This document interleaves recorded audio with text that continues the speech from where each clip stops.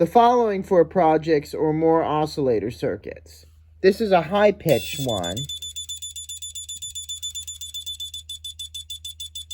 You can control the rate of beeping and flashing.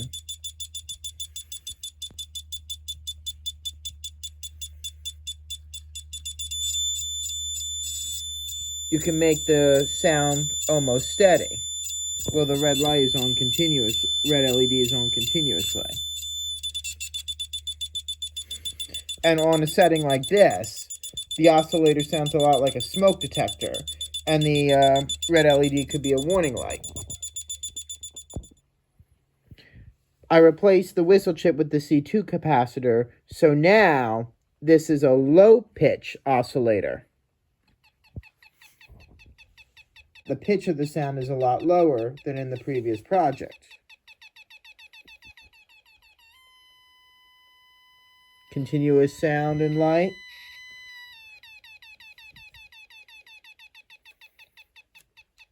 And this is the lowest setting. I replaced the C2 capacitor with the C3 one, so now the oscillator makes nothing more than a clicking sound. Although the red LED still flashes rapidly, my camera does not pick up all the blinking. So to the camera, the LED appears to skip some flashes. On the high mode setting, while the LED is turning on and off at an incredibly high rate, to the camera, it's blinking steadily.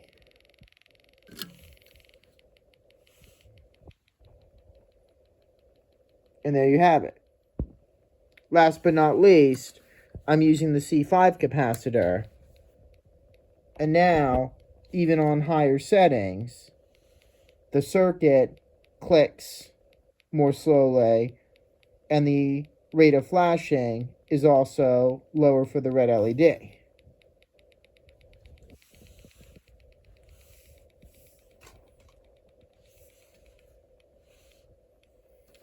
And on the lowest setting,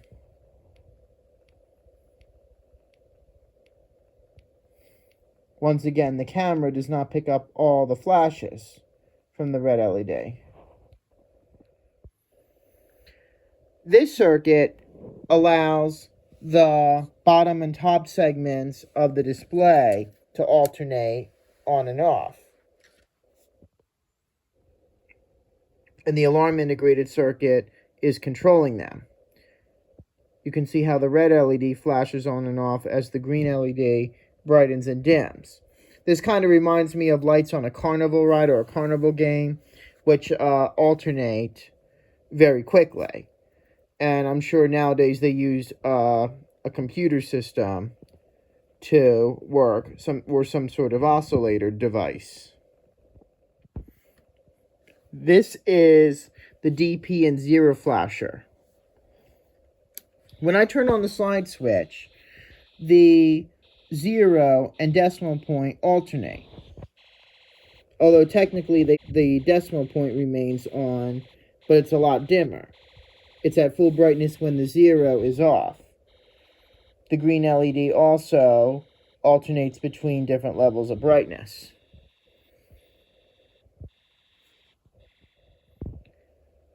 With the adjustable resistor in the middle position,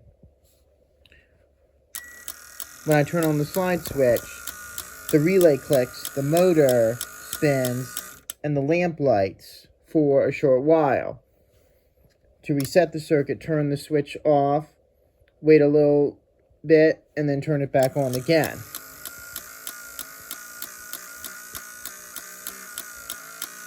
Although the LED is included in the circuit, it doesn't light because of the resistors.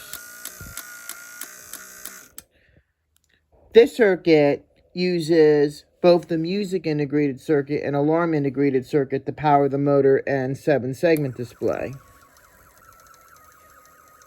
You can also hear music playing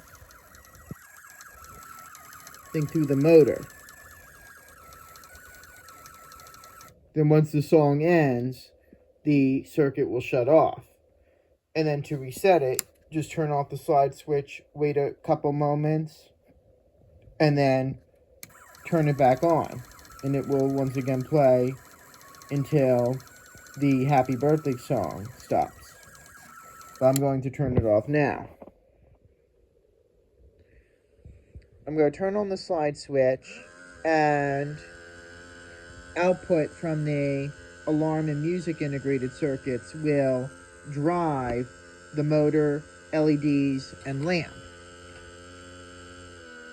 But instead of turning off like in the previous project, the motor will slow down and the red LED may become brighter.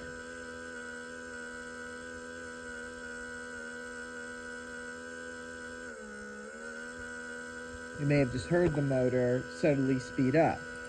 But now I'm going to place a 2-snap wire between these 2 points, and now the components kind of pulsate more, as you can see.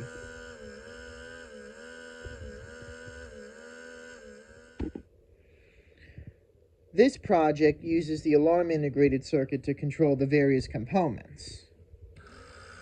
The alarm integrated circuit produces the sound from the speaker, but it also drives the PNP transistor to control the various components, LEDs, lamp, 7-segment display, and motor. This is a delay circuit that uses the electromagnet to power the lamp. When I turn on the switch, there's about a second of a delay before the lamp comes on. The reason why the lamp doesn't light instantly is because the electromagnet contains a coil wire that fills with electricity from the batteries, but it takes time for the coil to be full of power. So that's why it doesn't. Once again, that's why the lamp doesn't immediately light when you turn on the switch. It's like when you turn on your garden hose, there may be a second or several seconds before water actually comes out because it has to flow through the hose, the entire length of the hose first.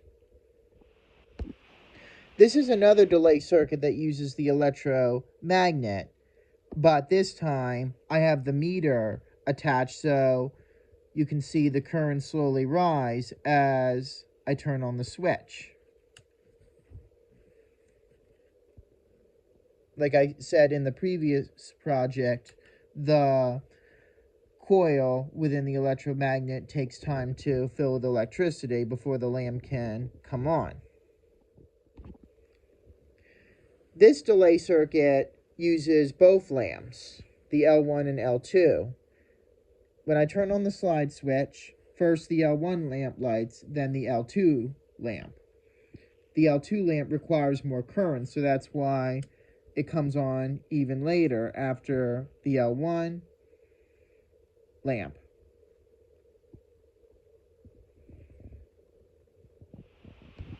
This circuit